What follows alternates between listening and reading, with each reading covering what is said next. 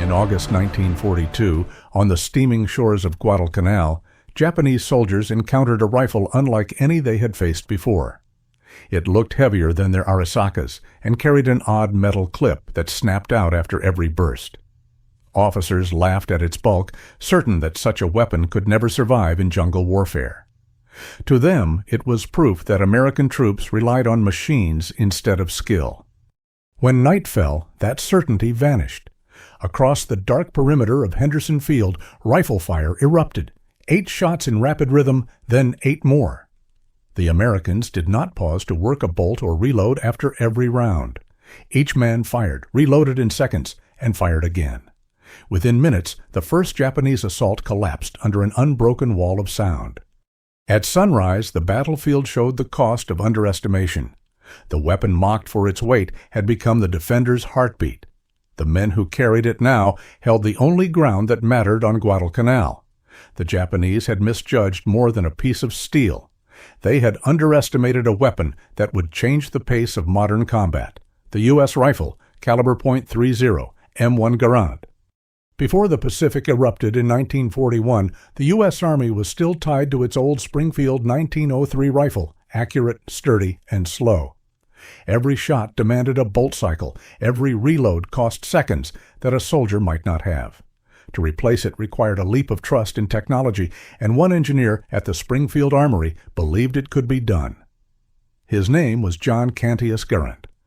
Throughout the 1920s and early 1930s, Garand worked quietly inside the Massachusetts Armory, designing a self-loading rifle powered by the gas of its own fired cartridge. Officers doubted him. They feared complexity, jamming, and runaway ammunition costs. Yet Garand's design outlasted every competing prototype, its blend of precision machining and simplicity convincing even the most cautious evaluators. After years of tests and revisions, the weapon was approved on January 9, 1936. The U.S. Army called it the M1. It became the first standard-issue semi-automatic rifle of any major army in history. By 1939, war in Europe proved how vital rate of fire could be. American factories scaled up production as Congress expanded the armed forces. The Springfield Armory and Winchester Repeating Arms began manufacturing in parallel, training a workforce that would soon number in the thousands.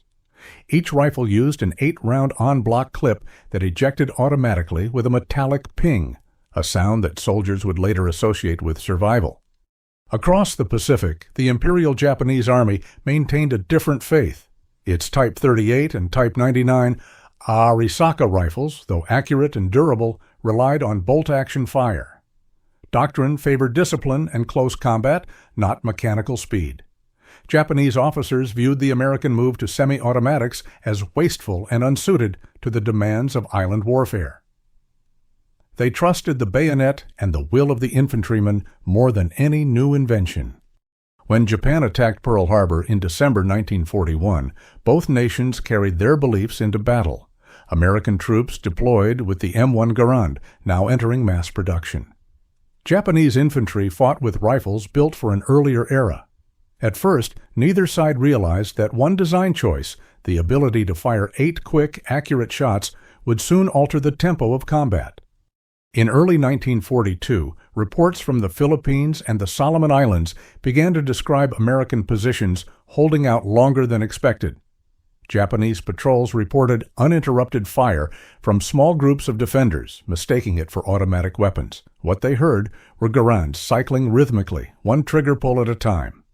By mid-1942, over 200,000 M1s had reached U.S. forces. They arrived at training camps, on transport ships, and finally on the beaches of the Pacific. The Marines of the 1st Division carried them ashore on Guadalcanal, unaware that their rifles would soon test an entire nation's assumptions about courage, machinery, and survival. In August 1942, the 1st Marine Division landed on Guadalcanal with one mission, to seize and hold a half-finished Japanese airfield at Lunga Point.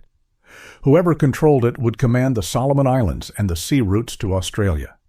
For the Americans, it meant denying Japan a bridgehead toward the south.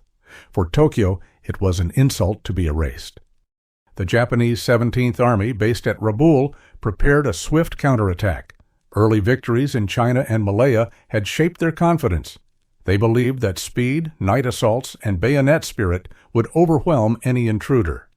Their scouts underestimated both the American numbers and the weapon now carried by every Marine, the semi-automatic M1 Garand. Guadalcanal was no open plain. Jungle and swamp hid everything, from foxholes to artillery. Supply lines vanished in mud, and air support came and went with the weather. Major General Alexander Vandegrift ordered his men to dig in around the newly named Henderson Field, creating a defensive arc of trenches and interlocking fire zones. Within that arc, Marines trained for rapid-fire drills, practicing reloads until the 8-shot rhythm became instinct. In Japan's plan, the first blow would erase the landing before the Marines could entrench. Colonel Kiyonao Ichiki led a detachment of elite troops, confident that a single night assault could drive the enemy into the sea. Intelligence suggested only a few hundred Americans remained. He saw no reason to delay. His column advanced with rifles, bayonets, and faith in shock tactics that had worked everywhere else. For the Marines, it was a waiting game. Henderson Field's runway was barely usable, and naval support had withdrawn after the disaster at Savo Island. Ammunition was limited. The defensive line near the Tenaru River became the last wall between the Marines and the ocean. Each foxhole covered a narrow field of fire. Overlapping sectors made sure no gap went unanswered. The plan was simple: hold until dawn. On the night of August 21st, Ichiki's column reached the river mouth under darkness. Flares arced upward, cutting through mist and rain. Within seconds, the jungle came alive with shouting and rifle fire. Japanese troops surged across the sandbar in waves, their bayonets glinting under the light. The first Marine outposts fell back to the main line, drawing the attackers into the open. What followed was unlike anything either side had imagined. The Americans did not fire single shots and pause. The Garand spoke in steady bursts. 8 cracks in succession, a pause for a heartbeat, then 8 more. There was no rhythm of bolt handles, no break in sound. The air filled with a measured thunder that never stopped. In the first 15 minutes, Ichiki's lead companies were torn apart. Japanese officers tried to rally their men, shouting for another charge, but each rush ended the same way: silhouettes caught in muzzle flashes, then silence. Mortars and machine guns joined in, but it was the rifles that dominated. Marines worked in pairs, one firing while the other reloaded, ensuring the line never went quiet. Empty clips ejected with the sharp metallic ping that would become infamous among the enemy. At dawn, the extent of the defeat became clear. The sandbar was covered with bodies, weapons, and discarded equipment. Ichiki himself fell later that day after refusing to retreat. Of his more than 900 men, only a handful escaped. The Marines had lost fewer than 50. It was a battle of minutes, not hours, and its outcome rested largely on training, discipline, and a weapon built for relentless speed. News of the engagement traveled quickly. Reports described how small units armed only with rifles had destroyed a veteran Japanese force. Analysts credited interlocking fire plans and machine guns, but field officers knew the truth. The rifle had multiplied every Marine's output, turning each foxhole into a miniature fortress. The Garand was no longer a prototype. It had become a tactical equalizer. In Tokyo, the reaction was disbelief. Surviving soldiers claimed the Americans possessed automatic rifles. Planners dismissed the stories at first, but as more reports came from the Solomons, concern grew. The Empire's infantry, armed with bolt-action weapons, could no longer match the Americans in sustained fire. For the U.S. command, Guadalcanal validated years of investment. Training manuals were updated to emphasize volume of fire over pure marksmanship. Logistics units increased ammunition shipments, ensuring every rifleman could maintain the tempo that had saved Henderson Field. By September, the Marines expanded their perimeter. The Cactus Air Force operated from the repaired runway, using air superiority to strike Japanese convoys. Each day that Henderson Field remained operational tightened the noose around Rabaul. What began as a desperate defense turned into a prolonged siege and a strategic shift in the Pacific. The Japanese now faced a dilemma. Their doctrine depended on bold attack, but every charge met a wall of rifles that never stopped firing. The sound of the Garand, rhythmic, mechanical, and unyielding, became the pulse of the battlefield. Courage could not outrun it. Guadalcanal had revealed more than victory. It exposed a difference of eras, one army bound by tradition, another powered by industry and engineering. The Imperial Army would adapt and attack again, but the outcome of that first clash had already rewritten the logic of island warfare. From that moment, the M1 Garand was no longer just a new weapon. It was a declaration that the age of the bolt-action rifle had ended, and that modern war would be fought to the rhythm of 8 shots at a time. After the defeat at the Tenaru River, both sides adjusted their expectations. The Japanese command concluded that courage alone would not break the American line.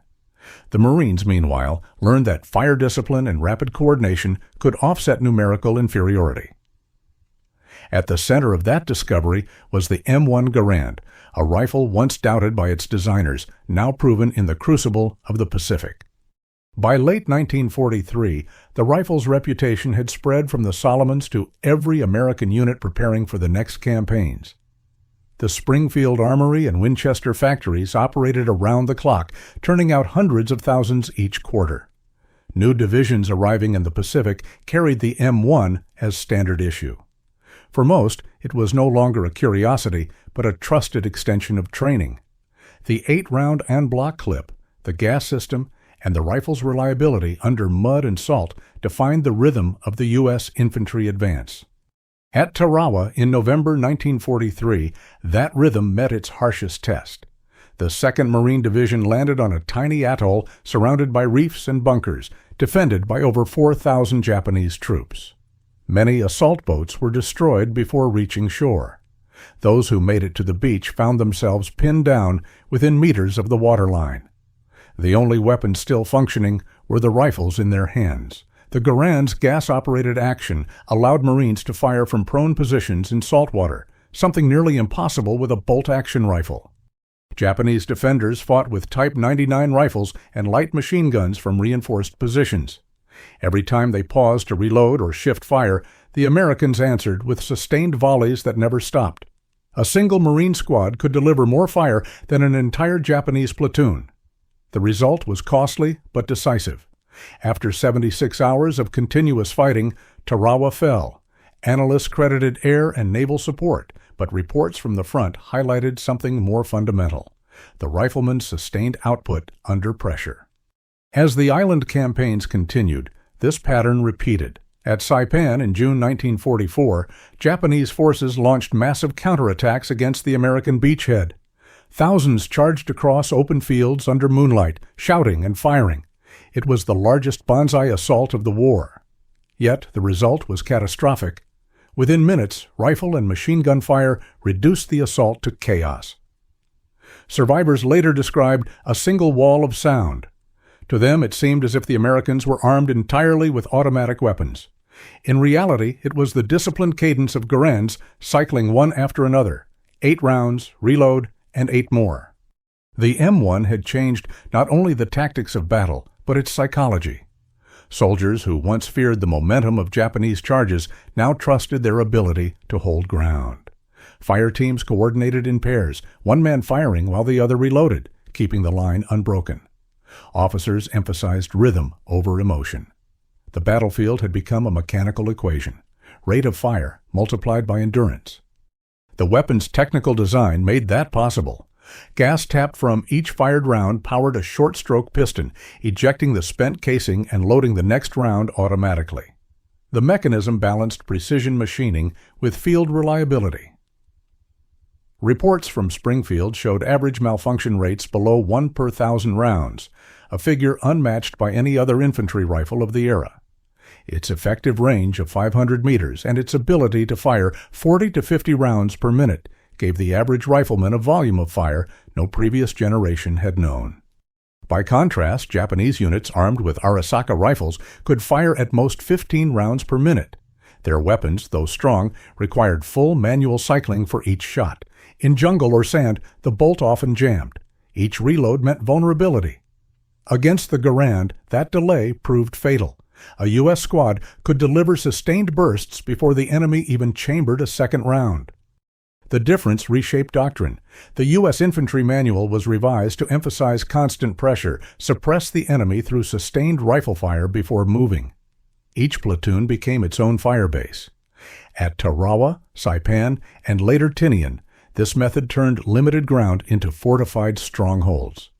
The Japanese, unable to match the tempo, shifted to defensive warfare, constructing tunnel networks and concrete bunkers. The open charges that once defined their tactics had become suicide. By the end of 1944, the Imperial Japanese Army understood the new arithmetic of battle. Intelligence reports described the Garand by name, referring to it as the enemy's automatic rifle. Captured diaries mentioned its distinctive sound, the metallic ping when the clip ejected. That single note became a symbol of despair for attackers who knew another 8 rounds would follow almost instantly. The Garand's effect reached beyond morale. It influenced the very logistics of the war. Each man now expended more ammunition than previous generations of soldiers. This required a vast supply chain, factories in the United States, ships crossing the Pacific, and depots on forward islands. America's industrial network made this sustainable. Japan, constrained by limited resources, could not match the exchange. In tactical reports, Marine officers described how the rifle's dependability shortened engagements. Where earlier fights might last hours, positions could now be overrun in minutes. The rifle's ease of operation meant that even under exhaustion, men could maintain steady aim. It was the weapon of industrial warfare, designed for repetition, maintained by procedure, and trusted by habit. The next major test came at Peleliu in September 1944. The island's ridges and caves made it one of the bloodiest battles of the Pacific. Japanese troops fought from concealed positions, using intersecting fields of fire to trap advancing Marines. Here, the Garand's power showed in reverse, not as a tool of defense, but of relentless advance. Riflemen firing in coordinated bursts pinned defenders long enough for engineers to close in with flamethrowers and demolition charges. The precision and reliability of the M1 allowed units to fight almost continuously without weapon failure, despite temperatures over 110 degrees Fahrenheit. Survivors recalled the unbroken tempo of those engagements. "It fired as fast as we could see targets," one Marine later said. "You didn't think about it. You just fired, reloaded, and fired again." That mechanical trust became the heartbeat of American infantry. Meanwhile, the Japanese command recognized that open-field combat was no longer possible. They began constructing deep tunnel systems for the next defensive lines, Iwo Jima and Okinawa. Their goal shifted from victory to delay to inflict maximum losses before the inevitable invasion of the home islands. Yet even in those tunnels, the Garand would remain decisive. By February 1945, as Marines stormed the volcanic beaches of Iwo Jima, each carried the same rifle that had first proven itself on Guadalcanal. The conditions were brutal. Ash, heat, and dust clogged every mechanism. The Garand endured. Reports from the 5th Marine Division praised its resilience, noting that it continued firing after exposure to fine volcanic grit that jammed other weapons. Machine guns overheated, rifles did not. In Iwo Jima's caves, the weapon's semi-automatic rhythm became the difference between life and death. Marines worked in pairs, one firing 8-round bursts, the other reloading and covering. This system produced constant suppression inside confined spaces, forcing defenders to retreat deeper. Captured prisoners later wrote that the sound of those rifles, rhythmic, measured, relentless, was more terrifying than artillery. Each battle reinforced the same lesson. The M1 Garand was not just a rifle. It was the embodiment of a doctrine that valued reliability over risk, precision over zeal. It turned American infantry into an instrument of continuous firepower, each man an extension of an industrial process that never stopped.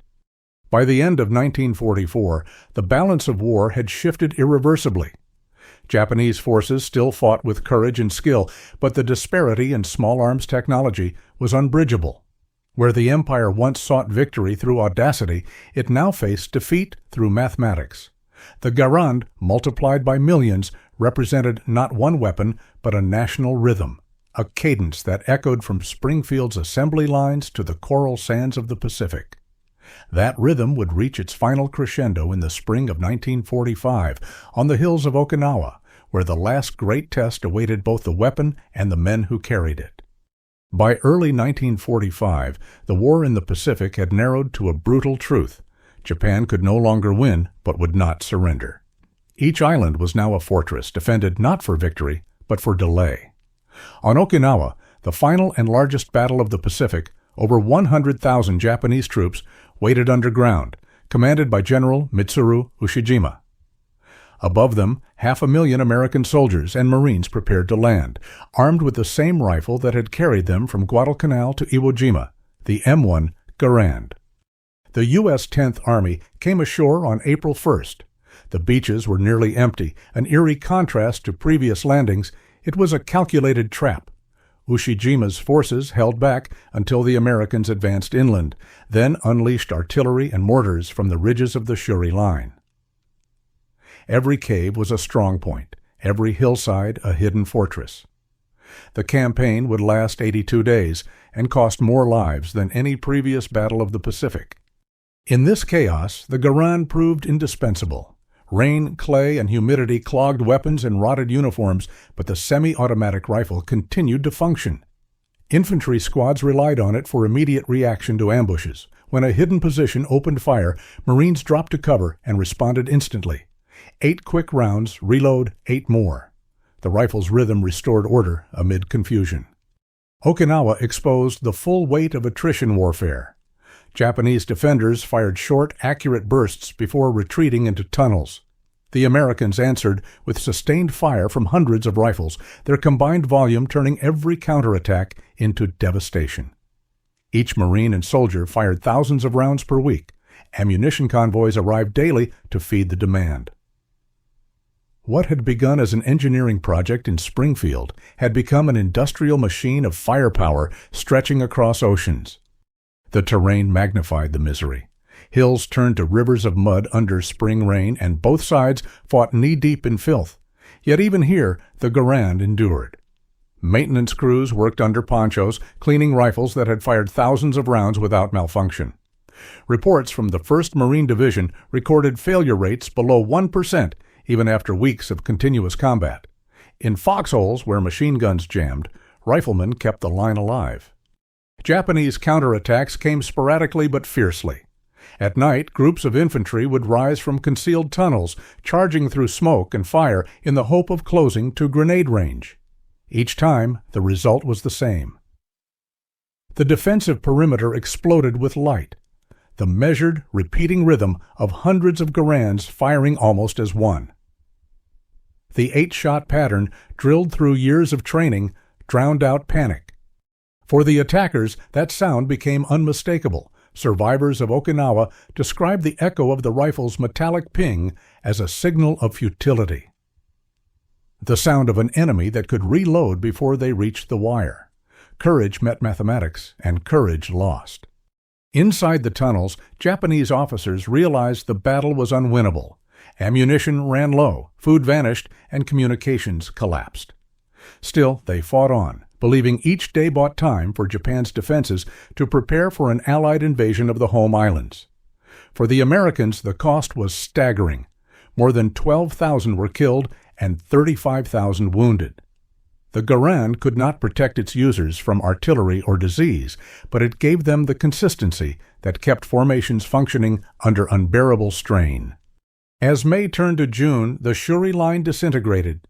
The Americans advanced through wrecked fortifications, one ridge at a time. General Ushijima and his chief of staff, General Cho, committed ritual suicide on June 22nd, refusing surrender. Okinawa was over, but the price was unbearable. For the United States, it was proof that an invasion of Japan would demand even greater bloodshed. For Japan, it was the end of an army that had once defined discipline and sacrifice. In the aftermath, field commanders examined what had sustained the American advance.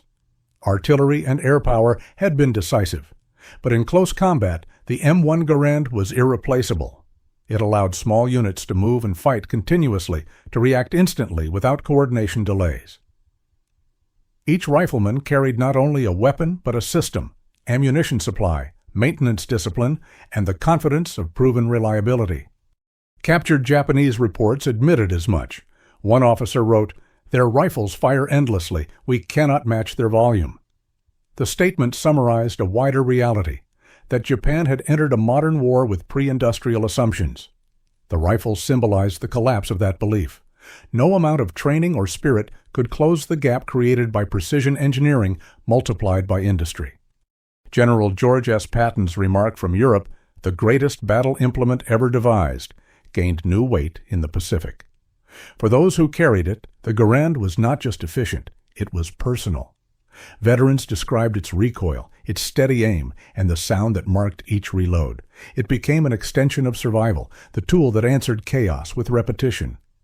When news of the atomic bombings reached the Pacific in August, many Marines cleaning their rifles on Okinawa realized that their war had ended. Across the island, stacks of Garands rested in silence. They had fired through storms, sand, and terror, and were ready to fire again if ordered. But history no longer required them. Japan's surrender on September 2nd closed the circle that had begun at Guadalcanal 3 years earlier. The rifle, once mocked as heavy and over-engineered, had become the heartbeat of American victory. In the hands of citizen soldiers, it had embodied the fusion of design, discipline, and endurance. For Japan, the lesson was harsh but undeniable. The belief that courage could overcome machinery had died on the slopes of Okinawa. For the United States, the Garand became the proof that mass production and innovation could decide not only battles, but civilizations. By war's end, over 5 million M1 rifles had been produced. They had crossed every climate, from the frozen Ardennes to the coral atolls of the Pacific. Yet it was on the islands of the South Seas, in jungles, caves, and rain-soaked ridges, that their legend was written. The M1 Garand had done more than fire 8 rounds at a time. It had given each man the rhythm of a nation's industry, the precision of its engineers, and the reliability of its promise. Through it, America learned that technology, when perfected and trusted, could become the equal of courage itself. The rifle that Japan once mocked had not only stopped every charge, it had ended an era. The age of the bolt-action soldier was over. In its place stood a new kind of warrior, one defined by consistency, coordination, and fire without hesitation. The legacy of a weapon that changed the sound of war forever. When the guns fell silent in August 1945, the M1 Garand stood as both a tool of war and a monument to what modern industry could achieve. Across the Pacific, rifles lay stacked on beaches and airfields, each marked by salt, mud, or volcanic dust. For the soldiers who carried them, the sound of the rifle's metallic clip had come to mean something far more than firepower. It was rhythm, reliability, and survival in its purest form. The war had proven a single truth: technology, when mastered and distributed at scale, could change not just battles, but the very nature of combat. Before the Garand, no army had equipped its regular infantry with a standard semi-automatic rifle. In 1936, this had been an experiment.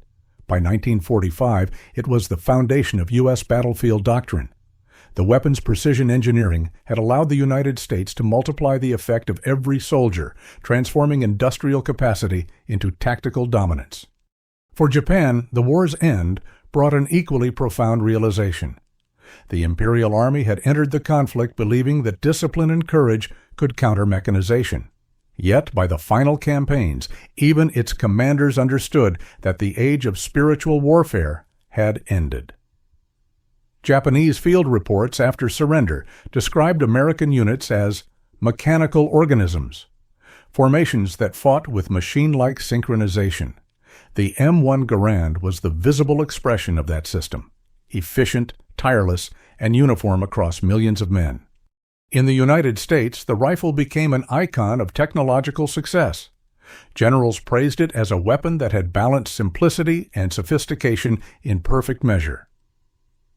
General George S. Patton's declaration, "the greatest battle implement ever devised," captured both the admiration of the military and the pride of the nation that built it. Its influence extended beyond victory. It redefined what an infantry weapon could be: reliable under any condition, accurate at range, and simple enough to be mass-produced without losing precision. The post-war years confirmed that judgment. The M1 remained standard issue through Korea, proving once again its worth in cold mud and mountain terrain. Many of its design features, the gas system, rotating bolt, and en-bloc feed, inspired later rifles worldwide, from Belgium's FN-FAL to America's own M14.